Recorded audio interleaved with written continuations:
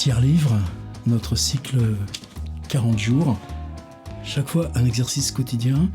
Et là, dans cette 4e série de 10, quelque chose que j'attendais depuis longtemps, s'installer vraiment dans le mental. C'est-à-dire, après qu'on ait fait tout ce travail d'inventoriage, inventoriage, relations réelles, dynamique, cinétique, on a construit une masse dispersée, une masse éclatée, mais on a plein de textes, soit vilent les autres, des distances différentes au réel. Et depuis 3 propositions, on s'installe où comment tout ça s'imprègne, se constitue comme dépôt mental, et au moment où on écrit, se refabrique de la représentation qu'on va publier, donc faire interagir avec le réel. Ce qu'on verra dans le réel, c'est pas simplement ce qu'on percevait, mais c'est ce qu'on percevait en conflit, contradiction, ou simplement augmenté de la représentation qu'on y insère. Et ce moment-là, dans le mental, c'est ce que j'ai voulu qu'on travaille. C'est la première fois que je me risque là à essayer. C'est pour ça que là, il y avait besoin du quotidien. Une fois qu'on s'installe, qu'on coupe avec le réel, qu'est-ce qui s'installe ici? De la rémanence du sensible, des perceptions, des expériences. Qu'est-ce qui s'installe aussi de comment on les interprète? Donc, avec quel film, avec quelle lecture, comment tout ça interagit pour se reformuler en proposition de représentation qu'on installe dans l'ensemble des autres représentations matérielles, quel que soit le support ou le mode de cette matérialité. Dire, même, en est une. Alors pour rester dans ce petit point-là, qu'on a réussi parce que justement, on travaillait là, dans le quotidien, à enlever provisoirement tous les capots, les carapaces, les cuirasses, on l'a dépouillé de cette zone où le réel est dur avec ce qu'on attend, nous, du langage, du beau, de la relation à l'autre. Et c'est sur ce corps, j'ai dit embryon, vous voyez toutes les métaphores comme elles se rejoignent là. Mais là où ça se constitue, par le langage, comme récit, représentation, roman, là, provisoirement, on a enlevé les protections de là où ça semble et se rejoue. Alors pour cette 34, je voulais vous faire une proposition encore un petit peu différente, mais que j'aurais pas pu faire justement plus tôt. Je voulais simplement vous lire une page de Kafka. J'ai pris une histoire qui s'appelle Hans et Amalia. Ça aurait pu être plein de points de départ. Et ce point de départ, il m'intéresse. Pourquoi? Autant donner la clé là, en amont. C'est en pensant aussi fortement à ce livre pour moi un petit peu fétiche qui s'appelle Traces de Ernst Bloch. C'est repris aussi en poche dans l'imaginaire. Avec ce mouvement qui pour moi est aussi un principe d'écriture. Là, c'est-à-dire dans cet atelier, il y a toujours eu les livres dont je me sers et les livres qui sont un petit peu autour, qui ne nous donnent pas forcément les clés d'une intervention formelle, mais qui nous donnent les possibles, les littéraires. Et Traces de Bloch, voilà comment ça fonctionne. Situation, un petit texte là, avec un titre, La pauvresse, une histoire en 8 lignes. Et puis ensuite, la saleté, elle n'est pas plus longue. Mais le cadeau, on a déjà une vingtaine de lignes. Et puis ensuite, ça augmente. On a 2 pages, 3 pages, mais là c'est une page avec des annotations qui la complètent. Ensuite, oui, ça fonctionne par gros blocs. Et Bloch, si vous avez tenté ce livre, c'est ce qui est fascinant, c'est tout ce rapport qu'on peut avoir à l'étrangeté de l'immédiat. Et comment, si on veut assumer ou rehausser la simple relation à l'autre ou à l'instant, c'est être capable de percevoir la totalité de ces dimensions sensibles. Et on ne peut pas les percevoir sans mettre en cause le préacquis, pas le diktat, mais quelque chose où le réel devant nous est inéluctable. Il faut écarter cet inéluctable pour distordre notre relation au réel en la laissant passer par le sensible. Et vous voyez comme je me retrouve là dans cette même zone là, d'enlever les protections du petit noyau initial de formulation de la représentation. Et Bloor, quel que soit l'endroit du bouquin, je prends le concept d'existence à l'instant et une petite histoire qui fait 10 lignes. Sombre revers. Et c'est une autre histoire, elle fait presque une page. Et puis par contre, le trou du présent, elle en fait 2 grosses pages. Et puis ensuite, l'aiguillon du travail, on a 3-4 pages. Ce livre est fabuleux parce qu'il prend des catégories qui sont a priori conceptuelles. Le présent, la situation. Si j'ouvre la table des matières, j'ai situation, destin, existence, chose. Et dans chacune de ces sections, j'ai une suite de micro-récits qui, eux, vont sans cesse aller par format grandissant. Existence, à l'instant, sombre revers, le trou du présent, l'aiguillon du travail, silence et miroir, l'ennui absolu, la signature de Potemkin. Texte très curieux parce qu'on le retrouve aussi chez Walter Benjamin. On est en 1935 qu'ils ont écrit simultanément. Ils se voyaient beaucoup. Ils se sont jamais expliqués l'un l'autre sur ce texte qui passe chez l'un et chez l'autre en même temps. Thème de la vérité secrète. On frappe. Une porte de sortie, terreur et heureux pressentiment. Et ce qui est génial dans Trace, évidemment, c'est que ce soit Benjamin ou que ce soit Bloor, la lecture de Kafka, qui vit encore, non, il vient juste de mourir il y a à peine 10 ans. Mais ces œuvres ne cessent de faire leur travail de propulsion concentrique et puis de publications qui s'ajoutent aux publications, puisque Max Brod vient à peine d'achever, là, par exemple, la première publication de sa compilation du journal. Donc c'est une onde de choc. Brod et Benjamin écrivent, sont les premiers, aussi parce que germanophone, à écrire dans cette première onde de choc de Franz Kafka. C'est ça le lien un petit peu secret pour moi. Alors on aurait pu partir de Trace, mais peut-être justement qu'il y a longtemps qu'il nous accompagne secrètement et que là on va se risquer dans quelque chose plus petit, plus fragile, plus funambule. Ah ouais, mais je suis gourmand, qu'est-ce que vous voulez? Alors, Hans et Amalia, c'est une histoire qui fait de papier Pléiade 3 pages. Comme très souvent chez Kafka, là, elle s'arrête en plein milieu. Il écrit en général à 22h30, quand la maisonnée est couchée. Lui va écrire jusque vers 1h du matin, mais dans ses cahiers, quoi que ce soit qui se passe, il y a écriture, à moins qu'il y ait ces grands moments où il est dans la rédaction du procès. Là, il n'y a plus d'histoire ni de journal, ou bien les séquences qui peuvent être comme par exemple la correspondance avec Felice Bauer, là, récemment retraduite en Pléiade, où là aussi les carnets s'assèchent, mais aussitôt après, il y a ces refloraisons, et c'est souvent les plus riches. Alors on dit inachevé, inachevé, inachevé. Ouais, mais ce statut de l'écriture quotidienne, de la prise d'écriture, et comment le thème, on n'est pas allé au bout, on le reprendra d'une autre façon, on le retournera, on le renversera. Et en attendant, ce qui, nous, peut-être serait le mode d'interrogation, c'est en quoi des textes, même là, qui finissent sur « et Hans blanc », gardent cette rémanence, et pour nous sont des histoires de Kafka au plus haut, comme Le Terrier, ou Joséphine la cantatrice, ou La colonie pénitentiaire. Alors sur ces 3 pages, je ne vous lis pas l'intégrale.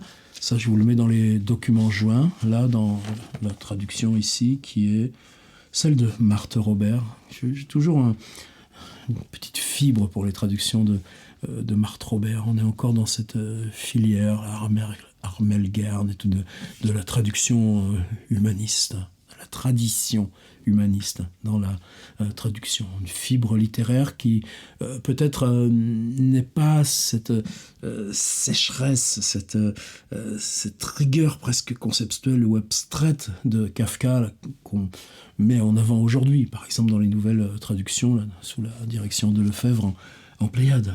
Mais comme Alexandre Vialat, là on nous raconte une histoire.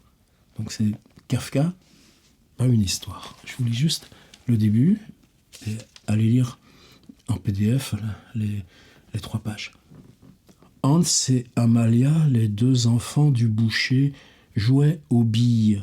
Près du mur de l'entrepôt, une grande bâtisse de pierre décrépite, semblable à une forteresse qui, avec ses 2 rangées de fenêtres pourvues de grosses grilles, s'étendait à grande distance sur la rive du fleuve. Hans visait prudemment, passait en revue la bille, le chemin et le trou avant de procéder au lancer. Amalia était accroupie près du trou et frappait impatiemment le sol de son petit poing.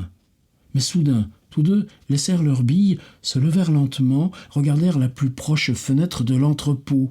On entendit un bruit, comme si quelqu'un voulait nettoyer un des nombreux petits carreaux sombres et brouillés qui composaient les fenêtres, mais l'essai ne réussit pas et la vitre fut brisée. Un visage maigre, souriant apparemment sans raison, se montra dans le petit rectangle avec des contours indistincts. Ce devait être un homme. Il dit « Venez, enfants, venez. Avez-vous déjà vu un entrepôt ?» Les enfants secouèrent la tête. Amalia, toute animée, regarda l'homme, tandis que Hans se retournait pour voir s'il y avait des gens dans les parages. Il ne vit qu'un homme qui, le dos courbé, indifférent à tout, poussait une carriole lourdement chargée le long du quai. « Dans ce cas, ce sera vraiment une surprise pour vous, » dit l'homme, comme s'il lui fallait, avec ardeur, triompher sur les circonstances défavorables qui mettaient entre lui et les enfants un mur, une grille, des fenêtres. « Maintenant venez, il est grand temps. Comment allons-nous entrer » dit Amalia. « Je vous montrerai la porte, » dit l'homme. « Vous n'aurez qu'à me suivre. Je m'en vais vers la droite. Je cognerai à chaque fenêtre. » Alors, remake dans des lieux de petites rues pauvres, ouvrières, et d'architectures industrielles de Hansel et Gretel dans la forêt. Vous savez que chez Kafka, c'est fréquent. Tu sais pas quoi écrire, eh bien, tu reprends le chasseur Gracchus, tu prends Don Quichotte et Sancho Panza et tu les mets là, et puis qu'est-ce que ça va faire ? Tu prends une histoire avec des Indiens, ou tu prends le mythe de Babel, attendez demain. Et remake, peut-être, mais est-ce qu'on a besoin de Hansel et Gretel pour Hans et Amalia? Et la sorcière est devenue un homme, un visage, qui devait être un homme. Et je fais pas de spoil, comme on dit aujourd'hui, sur la suite. Hans et Amalia, les 2 enfants du boucher. Hans et Amalia, on est dans le récit, les 2 enfants du boucher. Vous savez ce que c'est un boucher ? C'est le boucher, là. C'est les 2 enfants du boucher. C'est le réel, implacable. On peut pas mettre en cause. Jouette aux billes, des gamins qui jouent aux billes, c'est ce que c'est aussi, près du mur de l'entrepôt. Là, vous savez comment on a travaillé, y compris là, quand je proposais la film muet, des images urbaines. Qu'est-ce qui nous reste comme ça de rémanence urbaine ? En quoi une image extrêmement lacunaire d'un dispositif urbain peut devenir un univers ? Près du mur de l'entrepôt, une grande bâtisse de pierre décrépite, semblable à une forteresse, petite métaphore. Qu'est-ce que ça veut dire la métaphore semblable à une forteresse ? Évidemment, c'est géométrie dans le réel, combien on y est sensible, c'est là où, tiens, ça je le photographie comme ça. Mais précisément, parce que c'est une métaphore semblable à une forteresse, l'entrepôt, lui, ça le rejette dans l'implacable ou l'inéluctable réel. C'est de la métaphore, mais presque avec un rôle à l'envers. De pierre décrépite, semblable à une forteresse qui, avec ses 2 rangées de fenêtres pourvues de grosses grilles, s'étendait à grande distance sur la rive du fleuve. Le fleuve comme ligne de perspective, comme fuite, le symbolique de l'eau qui s'oppose à... Mais tout se met en place avec tellement peu de choses. Hans visait prudemment, et là, tout d'un coup, zoom sur qu'est-ce que c'est le jeu de billes. Tu vises le petit trou, tu vas faire ton petit schlink. La gamine, elle est là, allez, tu te dépêches maintenant, t'envoies. Et puis, ce visage qui apparaît, et ce qui nous paraît évident, c'est un visage derrière le soupirail qui dit « Allez les enfants, je vais vous faire visiter ». Et puis en plus, c'est ce qui va se passer. Je m'en tiens là pour Hans et Amalia. Ce que je voulais vous proposer, en répétant bien, on aurait pu prendre au moins 10 histoires de Kafka. Ça fonctionne de la même façon. Moi, la question va être ultra simple, ridiculement simple. Travailler sur soi-même, travailler en soi-même, ça peut être loin dans l'enfance, ça peut être tout près, ça peut être une fois, telle ville, tel voyage, telle condition, telle rencontre. C'était implacablement réel. Et là, on a besoin de traces de Ernst Bloch. Implacablement réel, comme ces deux enfants qui jouent aux billes, qui a un entrepôt, une rivière, et puis tout d'un coup, il y a ces fenêtres, puis un visage derrière la fenêtre. Il n'y a rien qui trouble l'ordre du réel. Mais ce qui se passe, donc là, c'est un récit sur 3 pages, qui restera ouvert. Est-ce qu'ils entrent ? Est-ce qu'ils n'entrent pas ? Est-ce qu'ils ont lu Hansel et Gretel avant ou pas ? J'ai lu le dernier paragraphe. Mais Mali, tout à fait déconcertée par l'attaque brutale de l'inconnu. Vous voyez comme ça a pris corps tout d'un coup, un peu consciente aussi d'être coupable, parce que c'est elle qui avait voulu y aller et pas son frère. Car c'était bien elle qui avait provoqué le forfait jusqu'à un certain point, pleine de curiosité, c'est la même logique de Hansel et Gretel, toutefois comme elle l'avait été dès le début, ne se sauva pas et s'accrocha aux pieds de Hans, donc Hans, dont l'individu vient de se saisir pour le faire entrer par le soupirail dans l'entrepôt. Donc, qu'est-ce qui se passe après ? On n'en sait rien. La seule chose qui m'intéresse, c'est que cette scène réelle ouvre sur une scène parfaitement symbolique et fantastique.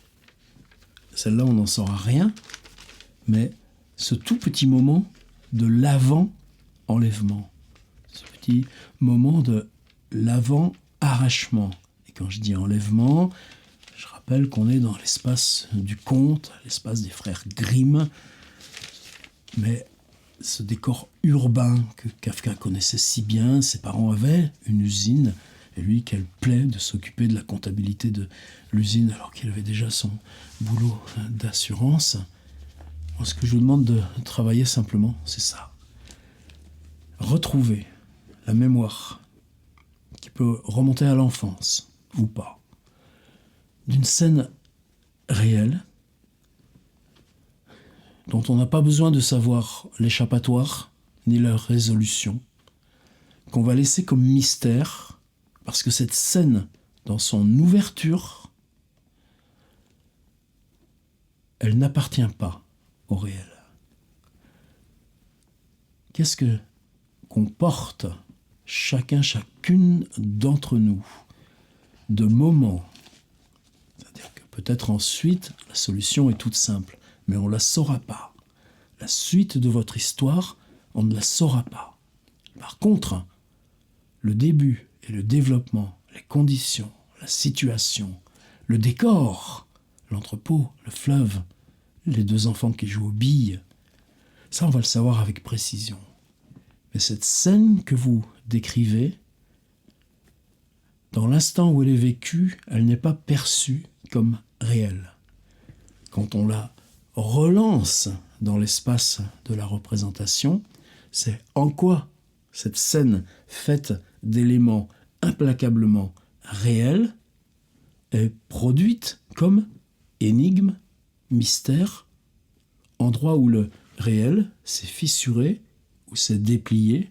Et cette ouverture du réel, ça s'appelle la littérature fantastique. Et là, c'est tout Kafka.